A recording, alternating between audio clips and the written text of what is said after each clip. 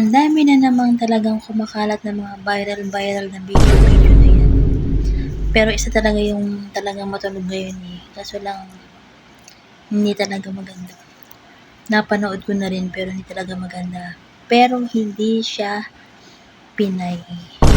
Ibang lahi po siya. Kaya huwag na pong isipin na Pinay yun. Pero ibang lahi po talaga yan. Kain ako na nga. Makain ako nito. Ibang lahi po siya, kaya hindi talaga Pinay yun. Ang dami kasi nagsasabi na Pinay daw, pero hindi po talaga yun Pinay. Sobra kayo ha, hindi talaga Pinay yun. Pag may mga nagbabiral, Pinay agad. Grabe talaga, no?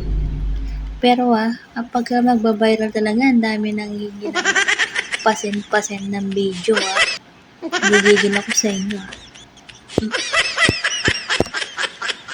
Ang mga Pilipino talaga, dyan talaga magagaling. Yung mga mga nagbabiral na video, yan. Number 1 talaga mga Pilipino talaga no? Pasend. Nanggigigil ako sa inyo Pero hindi ko na yun kailangan ikalat kasi talagang ang pangit talaga. Hindi talaga maganda. Nakita ko lang din yun sa mga group ng OFW.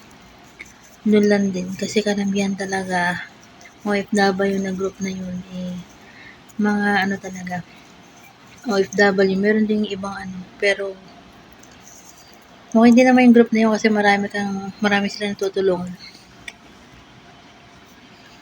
Pero hindi po talaga yun Pinay. Ako na po nagsasabi sa inyo, hindi talaga Pinay yun. Saka matagal na yun. Ito yung video na yan. Ito. Ayan, may ligay sa mga pasen. Ayan. Tingnan nyo sa baba. Ayan.